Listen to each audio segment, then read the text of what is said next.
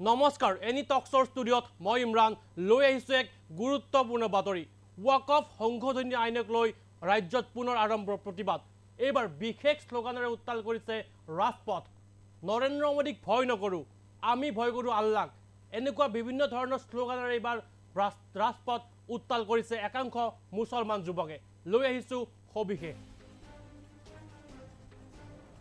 ৱাকফ সংশোধনী আইনক লৈ ৰাজ্যত পুনৰ আৰম্ভ প্ৰতিবাদ কাছাৰত ৱাকফ সংশোধনী আইন বাতিলৰ দাবীত মুছলমান সমাজৰ তীব্ৰ প্ৰতিবাদ মুছলমানে ভয় নকৰে নৰেন্দ্ৰ মোদীক মুছলমানে ভয় কৰে কেৱল আল্লাহক ৱাকফ সংশোধনী আইন কেতিয়াও মানি নলও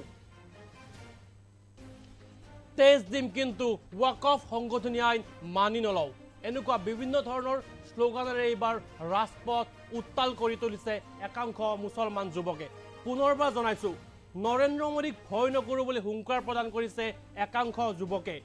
কাছাৰত ৱাকফ সংশোধনী আইনৰ বাতিলৰ দাবীত এইবাৰ মুছলমান সমাজত তীব্ৰ প্ৰতিবাদ মুছলমানে ভয় নকৰে নৰেন্দ্ৰ মোদীক মুছলমানে ভয় কৰে কেৱল আল্লাহক ৱাকফ সংশোধনী আইন কেতিয়াও মানি নলও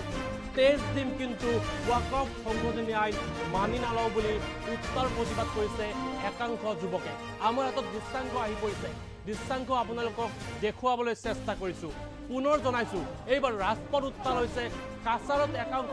মুছলমান সম্প্ৰদায়ৰ যুৱকে এইবাৰ উত্তাল পৰিৱেশ সৃষ্টি কৰিছে প্ৰতিবাদৰ মাজেৰে আমাৰ হাতত সেই মুছলমান প্ৰতিবাদকাৰীসকলৰ মন্তব্য আহি পৰিছে সেই মন্তব্য আপোনালোকৰ বাবে আগবঢ়াইছো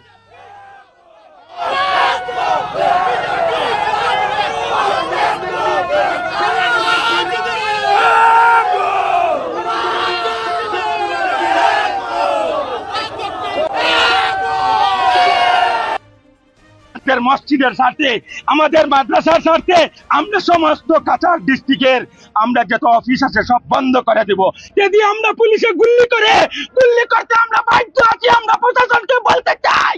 আমরা কে এখন গুলি করা হোক ওয়াকফ অ্যামেন্ডমেন্ট বিল 2025 যেটা সংসদে পাস হয়েছে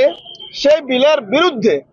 আজকে এই এলাকার জনগণ কানে এক হয়ে প্রোটেস্ট স্টেজ করতেছি আমরা সরকারের কাছে এই বার্তা দিতে চাই যে সংবিধান বিরোধী এই বিলকে আমরা ভারতবাসী কোনো অবস্থায় মেনে নিতে পারছি না আমরা সংবিধান রক্ষার্থে প্রয়োজনে আমাদের রক্ত ঝরাবো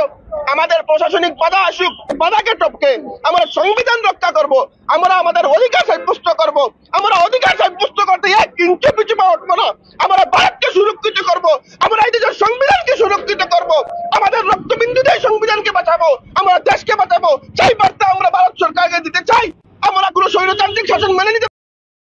কেন্দ্র সরকারকে